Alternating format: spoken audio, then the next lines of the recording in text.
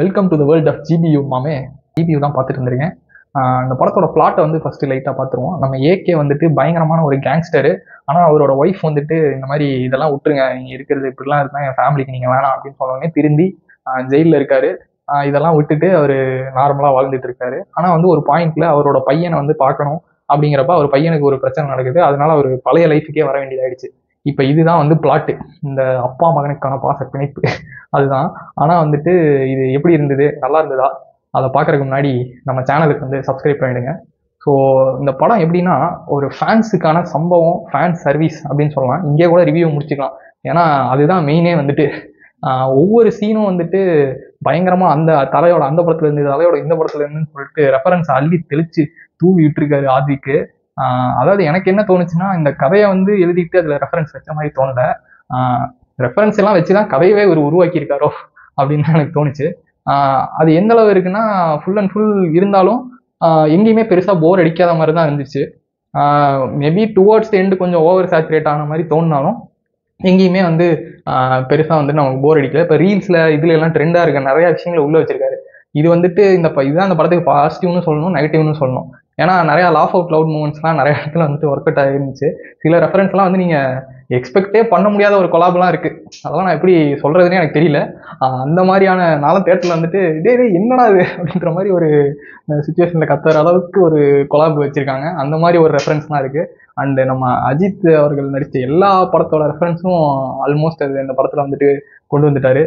Out and out வந்து ஒரு பக்கா ஃபேனாக அவர் என்னெல்லாம் அஜித் ரசிச்சிருக்காரோ அது எல்லாத்தையும் வச்சு எடுத்திருக்காரு. ஸோ எல்லாமே பாசிட்டிவ்ஸ் தான். படம் வந்துட்டு வேற லெவலில். அப்போ எல்லாரும் போய் பார்த்து என்ஜாய் பண்ணலாமா அப்படின்னா ஃபேன்ஸு கன்ஃபார்மாக என்ஜாய் பண்ணலாம். கண்டிப்பாக. அதுவும் விடாமுயற்சியில் வந்து தேட்டரில் எல்லாம் கொஞ்சம் ரொம்ப டல்லாக இருந்தாங்க. அதுக்கு வந்துட்டு இது வந்து அவுட் அண்ட் அவுட் 2.5 மணி நேரமும் ஃபுல்லாக என்ஜாய் தான் பண்ணுவாங்க. அந்த மாதிரி ஒரு படத்தை எடுத்து கொடுத்தாரு. ஆனால் ஃபேன்ஸ் இல்லாமல் ஒரு நியூட்ரல் ஆடியன்ஸா இல்லை ஒரு ஃபேமிலி ஆடியன்ஸா, இப்போ எங்கள் அம்மாலாம் போனாங்கன்னா அவங்களுக்குலாம் இந்த படம் பிடிக்குமா அப்படின்னு கேட்டால் எனக்கு தெரிஞ்சு இந்த படம் புரியறதுக்கும் வாய்ப்பு இல்லை, பிடிக்கிறதுக்கும் வாய்ப்பு இல்லை. ஏன்னா நிறையா டூ மச் லவுட் மூமெண்ட்ஸ் இருக்குது. அது இல்லாமல் அவங்க வச்சிருக்க ரெஃபரன்ஸ் ஆகட்டும், அவங்க வச்சிருக்க இதெல்லாம் வந்து பெருசாக கனெக்ட் ஆகாது மற்றவங்களுக்கு அப்படின்னு தான் சொல்லணும். நிறைய இடத்துல கதைங்கிறதோ இல்லை கேரக்டர்ஸாக பார்த்தீங்கன்னா இப்போ பிரபுவாக இருக்கட்டும், பிரசன்னா ஆகட்டும், அவங்க கேரக்டர்ஸ்லாம் ஒன்றும் பெருசாக எழுதப்படவே இல்லை. சும்மா வந்துட்டு ஒரு சைடில் ஒரு நார்மலான ஒரு கேரக்டராக வர்றாங்க. ஒரு பாட்டு, ஒரு ஃபைட்டு, ஒரு காமெடி, பாட்டு ஃபைட்டு காமெடின்னு போயிட்டே இருக்கு. எனக்கு ஒரு பாயிண்ட்ல என்ன ஆயிடுச்சுன்னா, இந்த படம் வந்து ஆத்விக் தான் டைரக்ட் பண்ணியிருக்காரா, இல்லை நம்ம சிஎஸ் அவங்க டைரக்ட் பண்ணியிருக்காரா, இல்லை இது குட் பேட் அக்லியா, இல்லை தமிழ் படம் திரியா அப்படின்ற அளவுக்கு வந்துட்டு ஸ்பூஃப் மேலே ஸ்பூஃப் பண்ணி போட்டு தள்ளிட்டு போயிட்டே இருந்தாங்க. அது நிறைய இடத்துல ஓகே தான், பட் கொஞ்சம் ஓவர் சேச்சுரேட் பண்ண மாதிரி ஆயிடுச்சு. பட் எனக்கு என்னன்னா, தலை இந்த மாதிரி ஒரு ஃபன்னாக நிறைய இடத்துல வந்து என்ஜாய் பண்ணி நடிச்சிருந்ததை வந்து நான் பார்க்க முடிஞ்சது.